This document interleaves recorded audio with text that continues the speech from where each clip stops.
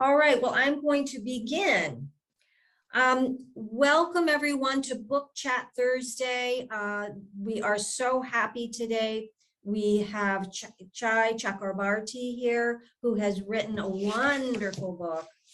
I hope you all can see it. Oh, sometimes when I do this to my screen, you can't, it fuzzes up it's a beautiful cover. And the other thing I want to say, Jay, is it's not only a beautiful cover, it's also a really beautiful book. It has the old-fashioned rag paper torn edges that Knopf has chosen to put your book in. So it means that this is a real special book. They're very proud of you.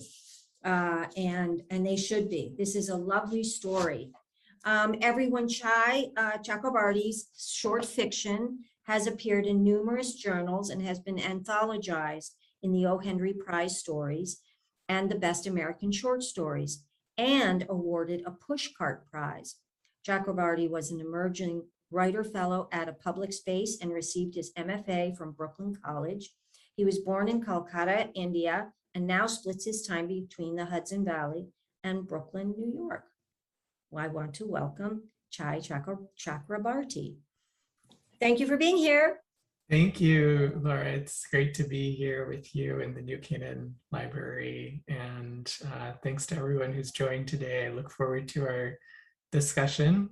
So I thought I would kick off by reading the author's note that starts this book and provides some of the historical context in which this book it concerns itself, and then also read a little bit from one of the early chapters in the novel. So I'm going to start out with the author's note. On July 18th, 1942, weeks before the deportations to Treblinka, the Polish-Jewish educator, medical doctor, and author Janusz Korczak staged a play at his orphanage in the Warsaw Ghetto. The performance was an adaptation of a Bengali play, Dakkar, by Rabindranath Tagore. Dakkar literally means the calling house. Nowadays, it's translated as the post office. Rabindranath Tagore wrote Dakkar in a village in India in 1911. A couple of years later, W.B. Yeats produced an English version.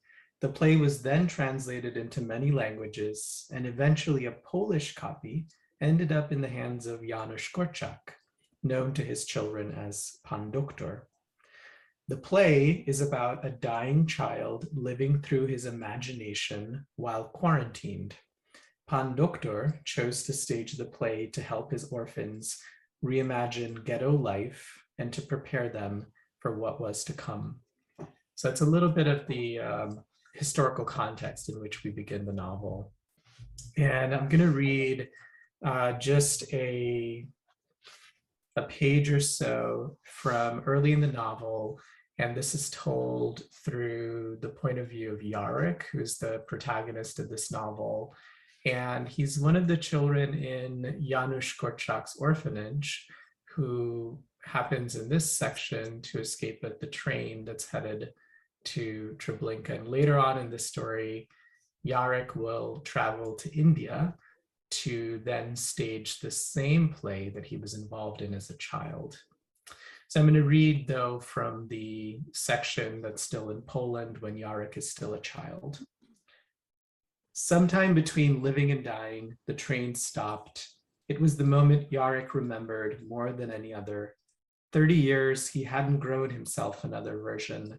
Some memories were like that, bolted and nailed to the mind's eye. You could try to change them, shape them into something they weren't, but he would always be the boy with trousers that reached his ankles, the boy with the tweed cap found by Misha and given special. And the train was stopped now, who knows whether for a moment or for a longer time. And the guards were shouting because he thought someone ahead had jumped. He was holding Chaim's hand, who he knew didn't have the heart to move an inch. And the heat had already burned and he had already cried, and Pan Doktor could do nothing because he was just breathing. He thought jump, but the rifles that colored the air outside with smoke Still, he could see it. The window was big enough not only for a cat, but also for him. If only he jumped and squeezed through, except the train had started to move again. The screams had died down, the soldiers had stopped firing. He looked at Pandukter, and Pandukter winked the way he did whenever a mischief had been made, but no one was going to be told because love was that kind of secret keeping. The train had started moving again, but he saw the sun through the window that was big enough just for him. And what spirit launched his body, what ghost slid him forward, because it was not his 9-year-old bones that did. Still, it happened. He jumped on Chaim's shoulders, he pulled himself up, he went head first, and someone, he'd never know who, pushed his body through the gap. He landed so softly on the sloping hill and rolled so quietly down the field filled with sharp rocks, holding his pain that no soldier heard. For a while, he watched the train pass, expecting others to have followed, but no one else did. Not another soul had jumped on another boy's shoulders and been pushed into the fields. Was he simply the skinniest, the fastest, or just the most daring of them in that car, the one most willing to leave the others? Now he was alone again in the field of damp and moss. He heard water nearby, and he thought of Pandukter's face. So much hope, his knees bloody with it, his left wrist bruised dark, so much hope in the wet grass under his palms that when the train gnarled away, the old trees called, and he crawled his way from the light of the sun into the light of the trees. And I will pause there.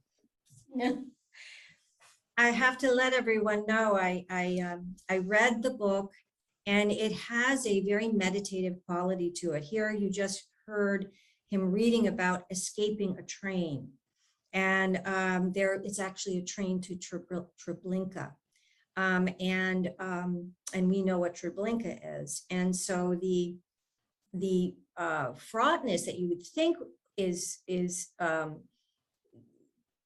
supposed to be the feeling from the pages, but instead it's an incredibly meditative explanation of a boy being released, being pushed, and then running. Oops, a late person is coming in. And that's how the whole book is. It starts, well, the story takes place in 3 places. Warsaw Ghetto during World War II, of which the main character, Yarek, excuse me, thank you. Yarek is a boy, and then it goes to New York City 40 years later in the 1970s, and Yarek is now working at a synagogue as an accountant, and he's a very quiet man. And then it goes to India, and it all revolves around a play. The title of the novel is A Play for the End of the World. There is a play that happens in the Warsaw Ghetto that Yarek is an actor in it, and it is something that happens there before they go off on the train, and somehow it's very, very important for a person for this play to also be in India at a certain time in the 1970s. That's the span of this story. So I want to know more about the Warsaw Ghetto that inspired you to write this book, because it's based on the true story you just talked about. Can you explain a little bit more about the play and about the Warsaw Ghetto? And they called it the March of the Orphans or something like that. That happened in Warsaw. Oops, there we go. So sorry, Elizabeth, I had to mute you. Okay, so Jai, go right ahead and tell us about that inspiration that was of the Warsaw Ghetto and the orphans there. Yeah, so the origin story for this novel was when my partner and I were living in Jerusalem, and we went to Yad Vashem, And there was an art exhibit there called Art in the Ghettos, which talked about this Rabindranath Tagore play that had been performed in Warsaw in 1942. And it was a play that I was really familiar with as a child growing up in India, and married to a Jewish person. I wanted to really understand, well, what was the connection between this play from India and why would it be performed in the Warsaw Ghetto? And this was performed literally weeks before deportations to Treblinka. So this is in the darkest of times, and yet Janusz Korczak chose to go to art as a way to bring the community together, and also as a way to provide his children access to imagination, imagination being a powerful tool to create internal change, if not external change. And this play that was written by Tagore, it's about a dying child living in quarantine, which would have been very resonant to the children in Korczak's orphanage, and perhaps even a little resonant to us now, having lived through a pandemic or living through a pandemic. So he's trying to find ways for children to access their imagination and to have a sense of dignity for whatever lies ahead. And so he's drawing into this larger aesthetics of fairy tales, right? So a lot of times fairy tales are about darkness and how can kids be okay when it's dark, right? So he's drawing into that same aesthetic theory of let's present art and let's embody that art so that we can be prepared mentally and spiritually for whatever comes next. And so that March of the Orphans that you referred to, which is one of these canonical moments in the history of the Warsaw Ghetto, is incredible because you have 192 children who are marching with grace, with dignity, and with a real sense of themselves as they go forward toward the cattle cars. And that is because of the decency of Janusz Korczak and his philosophy. He was a contemporary of Maria Montessori and had a deep belief in child-centered learning. And so this was one of the ways in which he's educating his children about the world and how to prepare for it. And that's such a, how you just ended right there talking about how the play was so galvanizing for a person's soul, because Yarek is, he is the one and only, well, no, Misha also somehow escapes the ghetto and the Treblinka train, but we don't find Misha until we're in New York. But Yarek carries with him that play, and so now the book then moves to New York City, and it's 40 years later, and it's the 1970s, and he finds love, and yet he is a person that has been through such trauma that he is not certain of love, because he never had a family. He was an orphan. He was thrown off of a train, or he escaped from a train alone. He found his way to safety, sort of. He was really living in the woods for months and months, almost starving.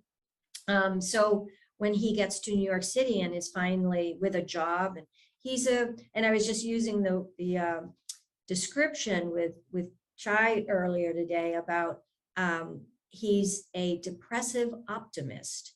He's just a very quiet person who is not, just knows to put one foot in front of the other and that everything is going to be okay, but he doesn't maybe know why. And that could be the play that's inside of him that is giving him optimism. Anyway, enough. So he falls in love. And then there's a whole love story that kind of goes awry because then what happens is his dear friend Misha, also who is part of the Warsaw Ghetto, is in New York City, and also Misha is taken by the importance of this play, and Misha goes to India to bring this play to India of the 1970s. So I'd like you to just talk a little bit about why it was important for Misha to bring this play to India in the 1970s. It's about the history of India at that time. Would you like to talk about that, Yara? Yeah, and I just want to say I've never heard the term depressive optimist before, but I really like it. And you know, as I was mentioning, I think it takes a real optimism to fall in love, to open yourself to the possibility of love. So I really like that term. And so Misha and Yarrick are the two survivors of that experience in the novel, and they have two very different reactions to trauma, which is quite common, right? That the same experience, same traumatic experience is lived by two people can result in a very different psychological response and a framing of that context. And so for Yarrick, he finds solace and comfort through regularity, through having this job that you talked about. Whereas Misha, he wants to be not only out in the world, but he wants to interrogate that experience. So he actively seeks out opportunities to understand what happened. And so at a lecture that's being held in the city, in New York City, he meets this professor who happens to be there when they're talking about the Warsaw Ghetto. And the professor makes a pitch to him and says, okay, well, you were part of this play when you were a child. Why not pay it forward, so to speak, and perform it in India, where there's a need for villagers to make a claim, to get support. And so he's compelled by that because he wants to be able to revisit that history and perhaps even reframe it and provide what he can to promote a cause that feels worthy to him. And so he travels to India in this moment, and it's a very historically fraught moment in India at the time. So in the late 1960s, you have in the villages of Bengal, the Naxalite Revolution, which is a villager-led uprising effectively against unjust practices from landowners. And so there is a lot of tension happening not only in the villages of Bengal, but it's spilled over into the cities as well. And at the same time, you have the influence of communism that's come in here. And so the Naxalite Revolution is very much associated with the wave of red literature that is taken India at the time. So of course, Misha and Yarrick don't know all of this context, but the village that they are coming to stage the play in, well, this is a village that's fighting for its right to land. And they're in jeopardy of losing their homes. So this play becomes a way for them to build publicity and effectively promote their right to land. And so it's a play it forward, but also for how I felt when I read. Yarrick was also he was replaying his life. He got a chance for escaping, and that's what he really felt this play was, a chance for escape for many of the people. He had to go to India because Misha unfortunately died, and so he had to carry on, which then upset things in New York with his love interest. And I don't want to be going too much into the story. You really must read this, because as fraught it is with all these Warsaw Ghetto and then a revolution happening in India, you have this amazing little love story of which you're really, really hoping that Yarrick will do the right thing and just love this woman, and just, but he is a committed person to make everyone better. And it's as I said, it's a meditative read. It's not thriller. And you know, here you're in all these revolutions, or you're in ghettos and people escaping trains, and absolutely not. It's a very meditative piece. And so I'm now going to switch my questions over to sort of ask your writing styles. how is it that when you want to write such a huge, big,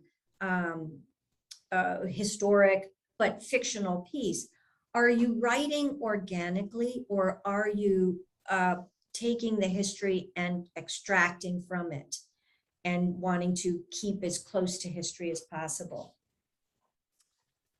It's a great question. I think about the Penelope Lively phrase around historical fiction, where she talks about the writer presenting 7/8 of an iceberg. So rather, the writer is presenting 1/8 to the reader, and 7/8 is kept hidden.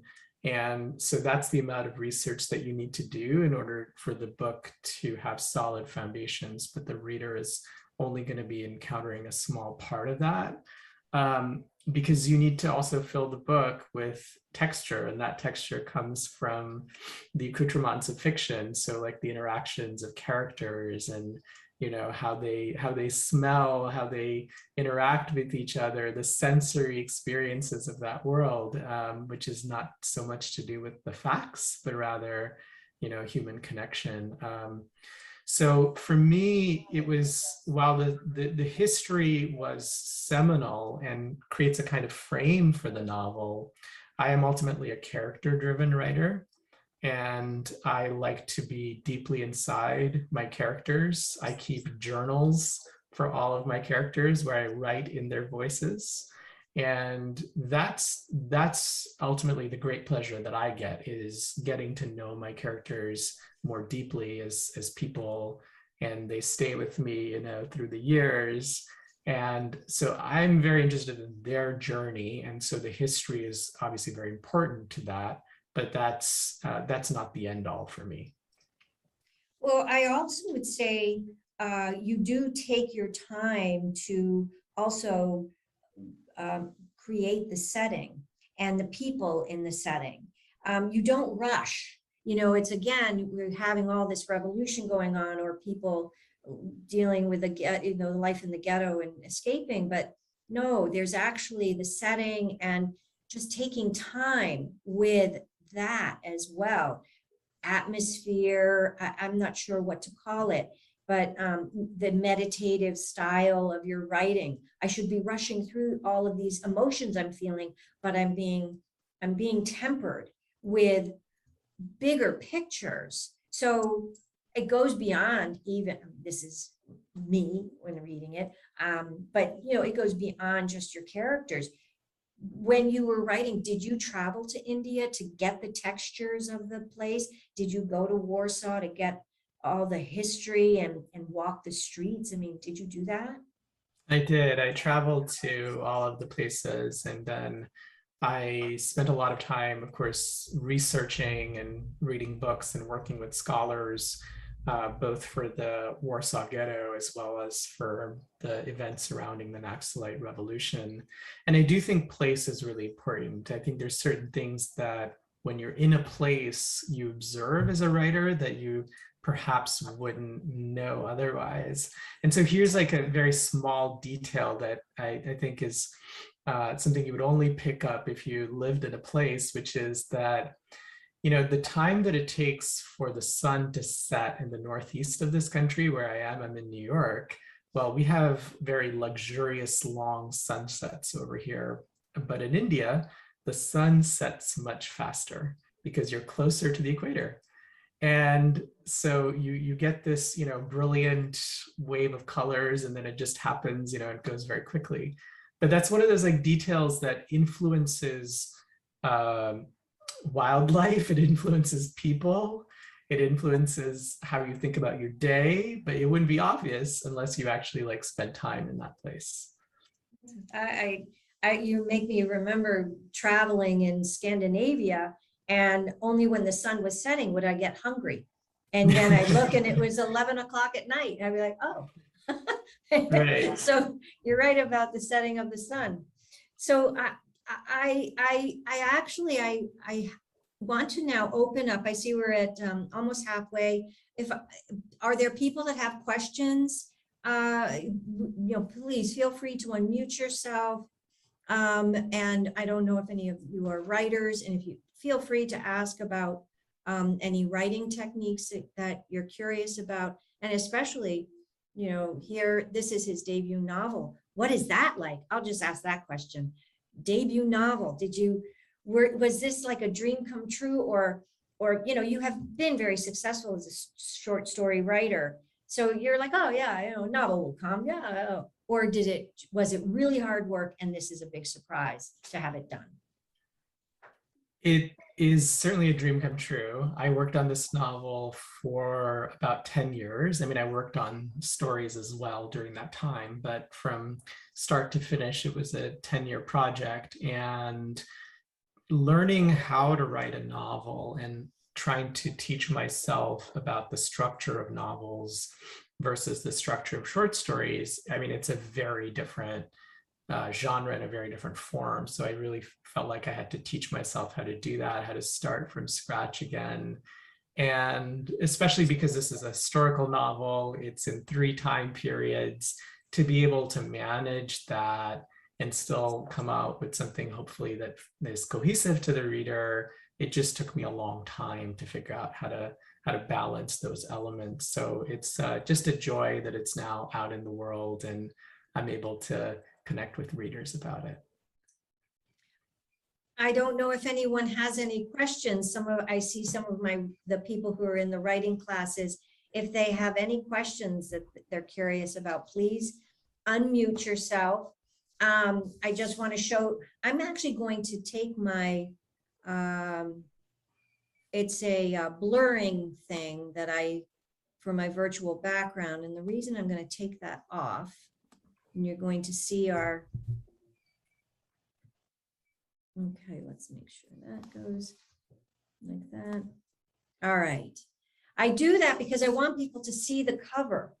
When I use my green screen to blur the blank walls behind me, but it's still, this is it. And it's a beautiful book with, Knopf has spent a lot of care to make this.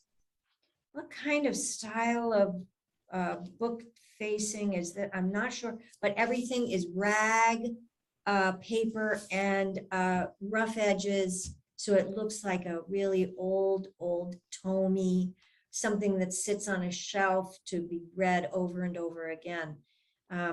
So it's beautiful. I have Vicky Ray, you have your hand up. Do you want to mute yourself?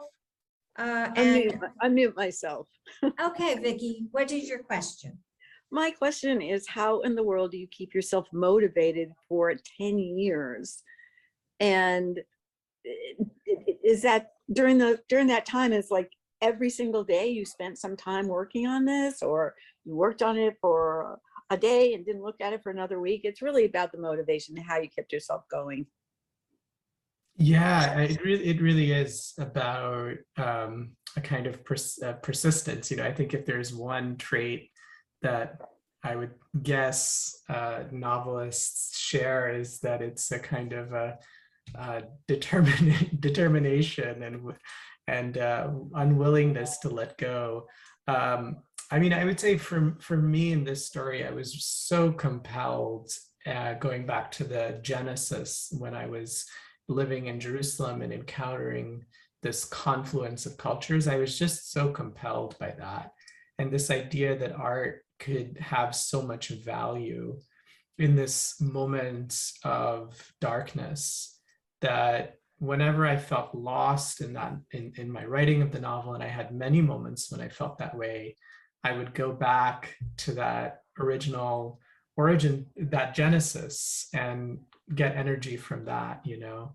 And I would say I also, you know, took pauses. I became a new dad in the writing of this novel, and found that, you know, being totally sleepless is not conducive to writing. So I did take pauses along the way, and I think that's also an important part of the creative process, is to give yourself space to be able to produce something more meaningful.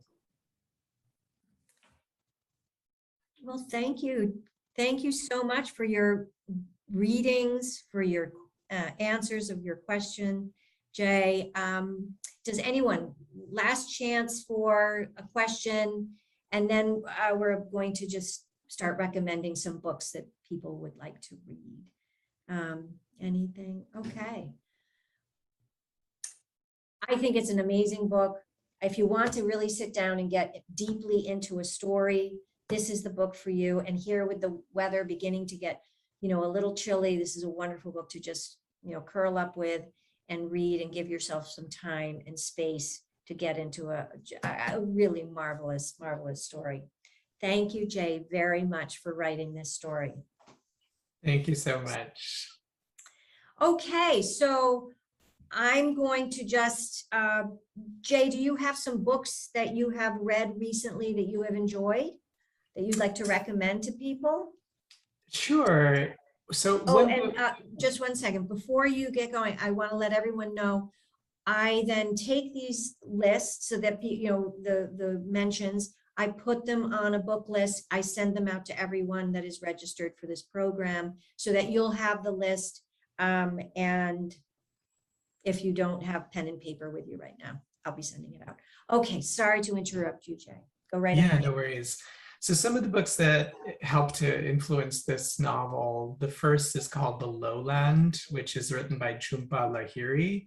And that also concerns the Naxalite Revolution and begins in India and then later moves into America and looks at the trauma of that experience and that political moment in time. Another book that I really enjoy is by Michael Ondaatje. It's called Coming Through Slaughter, and that's a reflection on the jazz great Buddy Bowen, and it's told through fragments of almost poetry, almost prose, some images and newspaper articles. I think it's Ondaatje's first book. I mean, he went on to write quite a few more, but he's playing with, or his first book of prose rather, but he's playing with a lot of really interesting elements there. And then finally, a book that just came out a few months ago that I'll recommend is Radiant Fugitives by Nawaz Ahmed. And that's looking at the experience of Muslim Americans and sexuality and how and what it means to be an immigrant in this moment in America. So a few books, a couple that influenced my novel and one that I read very recently. Could you repeat the title of that one? I missed that. Radiant Fugitives. Okay. I will be sure to put that on the list. So it's interesting that you mentioned Jhump Lahiri, because I am recommending her book Whereabouts, of which has been on my bedside table for 2 days. Haven't opened it up yet, but it is praised so highly by Kathy Blantz here at the library. And she loves very literary types of stories. And she says this is a wonderful book that it's exquisite because it just follows the everyday life of a woman. And what Kathy says is that you don't know if she is in Italy or what, she thinks it's Italy, but it's somewhere in Europe. And it's just her everyday life. When she wakes up, going to get coffee, taking her mother to the pool, things like this that are everyday occurrences. And they are, but you get the insights of her mind. And Kathy just said, it makes you all of a sudden, you see all these people walking around, their minds are going, they're thinking, they're constantly making thoughts and judgments and decisions. And it's not just blah going on as they're just walking. No, this is such an insightful sort of a book, and I'm looking forward to it. It's fairly short. So anyway, and she's always just a great writer. She translated that from Italian herself. Is originally. This the one that she translated from Italian? Yeah. This is the one? Okay.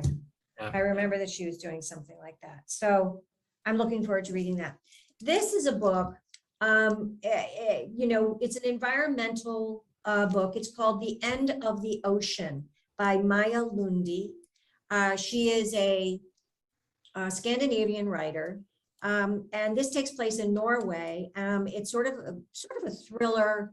and it is futuristic as well, because present day, basically what happens, someone in Norway is selling ice to some of the southern climes of France and Morocco and that area.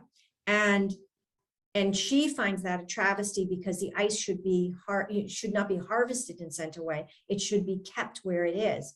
And that, people just have to understand our resources and to not just harvest for money. And so what she does in the story is there's a huge truckload, or I guess there's a special ice, there's all different kinds of ice. And there's a special kind of ice that lasts longest, or it has a quality to it that makes it very, very expensive. Well, the person that she's trying to, I wouldn't say hurt or make, but wants to sort of make a statement to, she steals the ice and takes it on a boat trip. She steals a boat and she goes off into the ocean and she's sailing it away, trying to sailing it away. And then this person that she's trying to hurt is sort of a love interest of long ago, but it then goes to the future. And all of a sudden, I can't remember, it's a family that finds a boat in the middle of a wooded area. And they're like, how did this boat get here? But it's futuristic. It's in like 70 years ahead. And it's the glimpse of what's happening that all of a sudden, here's this boat now. So it's got this mystery, futuristic, and then a very determined message from Maya Lundi. Interesting book. And what a cover. Look at that. Oh my gosh. Beautiful cover. So those are mine. And now I have, you all know that coming in November, we have our lit lunch, and which is our big fundraiser. And this book right here, Sunflower Sisters, is the featured book we will be talking with. Also Martha Hall Kelly, she will be at the lit lunch. I have been told that there are still tickets, individual tickets, as well as tables of benefactor tables that are available. And Sunflower Sisters is the third in the trilogy of Lilac Girls and Lost Roses, about the Faraday family. If any of you are familiar with that World War II story that starts with the Lilac Girls, the Faradays are also part of this Civil War era story here that Martha Hall Kelly writes about. So that is happening November 4. Tickets are still available, but for anyone who wants to just read the book and not go to the literary lunch, but wants to talk about the book, on the 5th, the very next day, Julia Ray and I will be sitting in the Curtis Gallery, and we will have a book talk about all the amazing characters and the history around Sunflower Girls. So that happens on November 5th. It's just go ahead and look in your calendars and the library calendar and register. I will include. Could you say something about the Sunflower Girls, the book? This, I have not read it yet, but it is a Civil War. It's 3 women. One is, is a landowner, another is a slave, and another is a nurse, and how their lives become intertwined. And I cannot get a hold of this book. I'm probably going to have to go to Elm Street Books to purchase it, because it is always out of the library. Everyone is reading it. And but I will have it read in time for the book talk on November 5. Now, Vicki, you have your hand up. Did you have another question? I do have another question for our author. I am wondering if you have seen the play Indecent, which is a play about another play that was performed in the Warsaw Ghetto, and if that had any impact on your book.